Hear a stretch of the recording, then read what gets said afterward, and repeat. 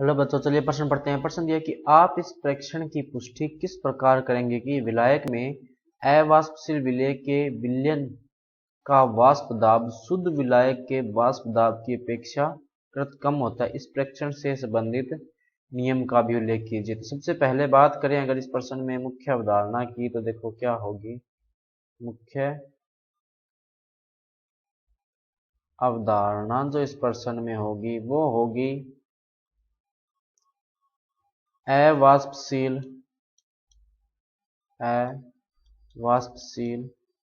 विलेय मिलाने पर विलयन का वाष्प दाब। तो देखो क्या होता है, जब अपने अवाष्पशील विलेय मिलाते हैं तो विलयन का वाष्प दाब कम हो जाता है। विलयन का वाष्प दाब कम हो जाता है। विलयन का वाष्प दाब क्या हो जाता है? कम हो जाता है। ऐसा क्यों हो जाता है? क्योंकि वाष्प दाब जो है, वाष्प दाब एक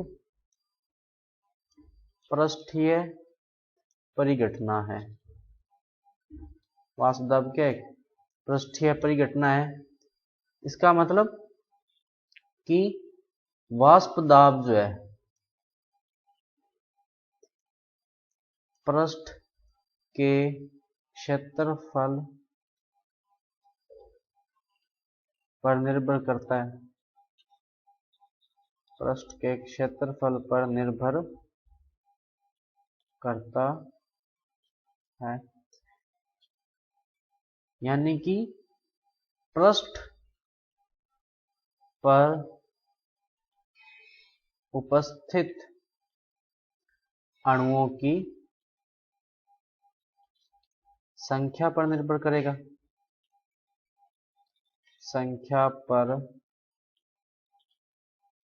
निर्भर करता है वाष्प दाब। अब इसका मतलब क्या हुआ कि जब अपने ये जब शुद्ध विलायक होगा, शुद्ध विलायक जो होगा,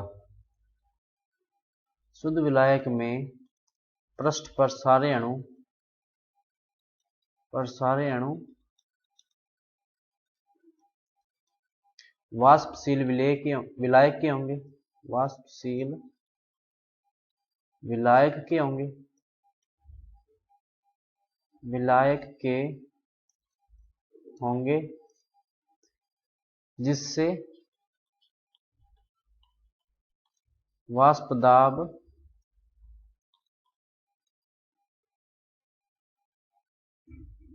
अधिक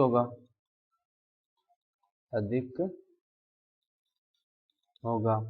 लेकिन मान लो अपने क्या मिला दिया, उसमें अवाष्पशील विलेय मिला दिया। इससे क्या होगा कि पृष्ठ पर वाष्पशील विलायक के अणुओं की संख्या कम हो जाएगी। अणुओं की संख्या कम हो जाएगी जिससे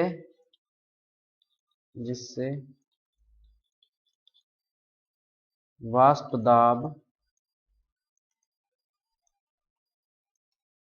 कम हो जाएगा। और अणुओं की संख्या कम क्यों हो जाएगी सतह के ऊपर? क्योंकि सतह पर या जो पृष्ठ पर जो है, पृष्ठ पर कुछ स्थान अवाष्पशील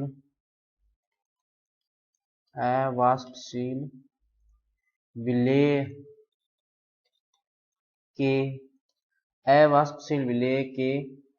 अणु या कण घेर लेते हैं। अब देखो, इसको अपने जो है वो चित्र की सहायता से भी समझ सकते हैं। देखो कैसे कि मान लेते हैं अपने पास ये क्या है, एक पात्र है इस तरह से। एक पात्र ये है, इसमें यहां तक जो है वो पानी भरा हुआ है इस तरह से, या कोई भी मान लो विलायक भरा हुआ है जो कि शुद्ध अवस्था में है। और ये जो है वो एक दूसरा पात्र है जिसमें समान मात्रा में ही क्या भरा हुआ है, इसमें भी एक विलायक भरा हुआ है, लेकिन इसमें अवाष्पशील विलेय मिला हुआ है इस तरह से। अब देखो जो शुद्ध विलायक होगा उसमें जो सतह के ऊपर जितने भी अणु होंगे सारे के सारे किसके होंगे, विलायक के होंगे इस तरह से। अब मैं इसको जो है वो विलायक के अणुओं को डॉट से दर्शा रहा हूं इस तरह से। सारे अणु किसके होंगे, विलायक के होंगे, लेकिन जिसमें अवाष्पशील विलेय मिला होगा उसमें क्या होगा, सतह पर कुछ अणु तो किसके होंगे, विलायक के होंगे, लेकिन कुछ अणु किसके होंगे, अवाष्पशील विलेय के होंगे। ये जो बिंदी या सर्कल से दर्शाए हुए ये क्या है, अवाष्पशील अणु है इस तरह से।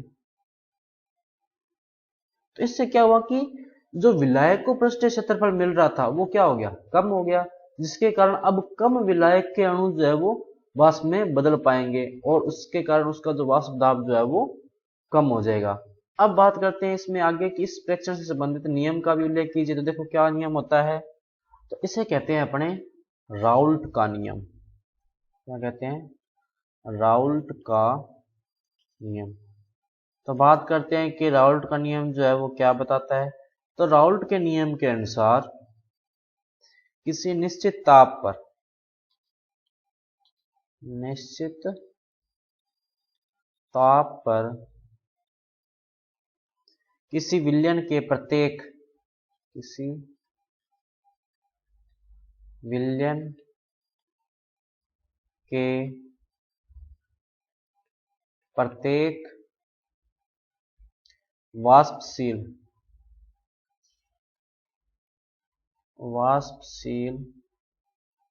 अवयव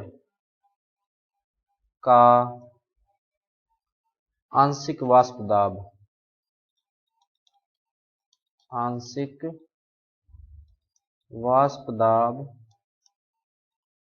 आंशिक वाष्प दाब इसके मोल अंश के समानुपाती होता है। मोल अंश या मोल भिन्न के समानुपाती होता है, मोल अंश के समानुपाती होता है। देखो कैसे है कि मान लेते हैं कोई विलयन है जो दो विलायकों ए और बी से बना हुआ है, तो ए का जो आंशिक दाब है पी ए वो ए की मोल भिन्न के समानुपाती होगा, और बी का जो आंशिक दाब है पी बी वो बी की मोल भिन्न के समानुपाती होगा।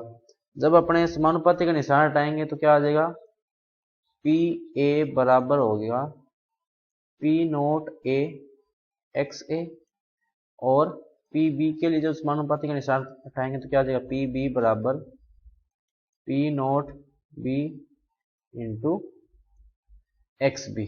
इस तरह से यहां पर एक ध्यान रखना, जो एक्स ए और एक्स बी जो है वो ए व बी की मोल भिन्न है।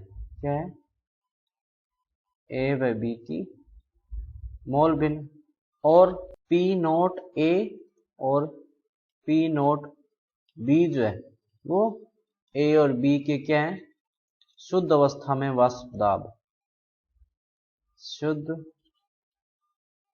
अवस्था में वाष्प दाब। अब यहां पर देखो इसने क्या बोला है कि विलेय तो क्या है, अवाष्पशील है ना। ये देखो यहां पर इसने बोला था अवाष्पशील विलेय, तो इसका मतलब क्या हुआ, इसी नियम में एक और स्थिति आती है कि यदि विलेय अवाष्पशील है, अवाष्पशील है तो विलयन का वाष्प दाब, विलयन का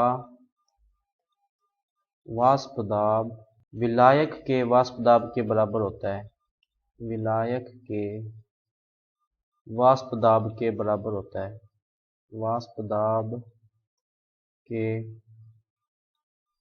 बराबर होता है। तो बच्चों ये था आपका उत्तर। मैं आशा करता हूँ आपको समझ में आया होगा। धन्यवाद।